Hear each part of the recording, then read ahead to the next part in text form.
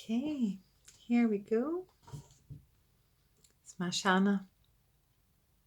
She shines her blessing of divine deconstruction, clearing away that which undermines your confidence and inhibits your activity on your path. With the courage born of unconditional trust, you can accept her fierce intervention in your life with openness to the positive change that shall emerge as a result. Smashana Kali is fierce. Her presence indicates radical divine intervention. It may at first be experienced as a shock and some form of upheaval.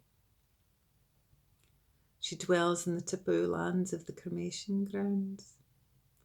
Hers is the teaching that divine timing must prevail, and sometimes certain involvements or circumstances must end. We cannot control the workings of destiny, but we can choose how we respond to the essential ending of a chapter in our lives. Smashana can appear when we are in difficult times due to the loss of a loved one, or the failure of something we had counted on, or even more subtle in our experience of an ending we cannot link to an external event. Her presence is an indication that life as you have known it will change radically. This can be a welcome release from difficult times and prolonged cycles of suffering. Smashana is not quiet and subdued in the cremation grounds. She is wild and vital.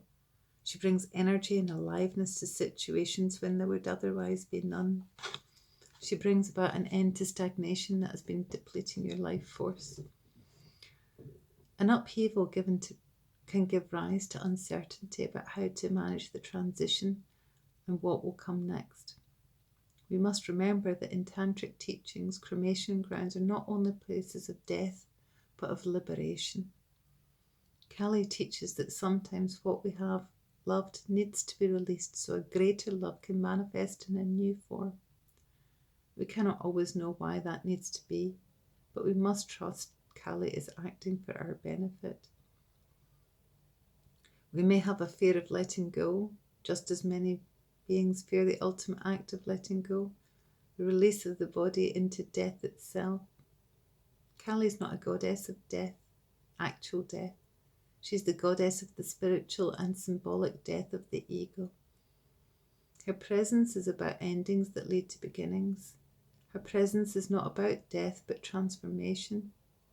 She not only brings to an end that which obstructs our spiritual fruition, she also manifests the path from release to re-emergence.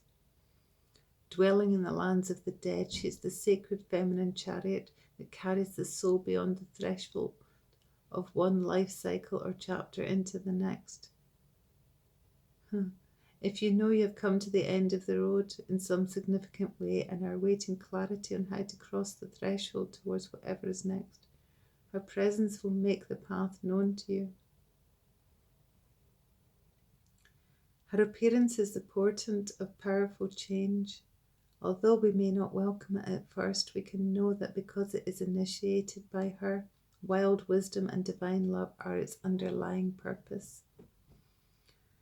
As we move with the changes taking place within and likely around us, we will eventually recognize the blessings that have transformed our lives for the better. The invocation ritual. Take a moment to connect with your heart, perhaps by placing your hand at your heart for a moment. And let us say the following invocation. Beloved Ma, Smashana Kali, Vama Kali, you raise the sword of divine truth in your right hand. My heroic heart yearning for freedom, truth and love beyond all else leaps with joy at the sight of you. The lotus flowers of compassion fall, reminding me that your ferocity is divine love in action.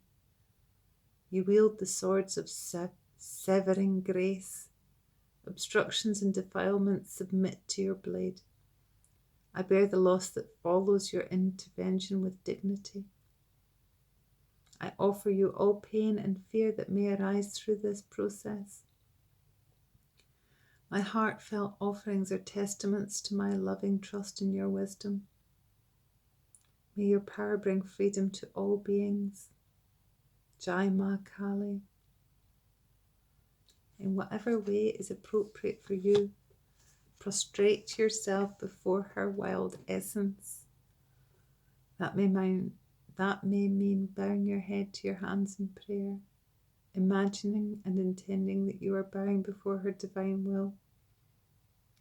It may involve laying your entire body face down on the floor, forehead to the ground, completely surrendered to her. Do what feels authentic and sacred for you in this moment. Then be seated or stand once more and raise your hands, palms open and facing upwards, as if offering all your attachments to her. She knows which to accept and which to sever, and at this time, do so with trust in your heart. You have completed the ritual of invocation. So be it. So it is. So thank you.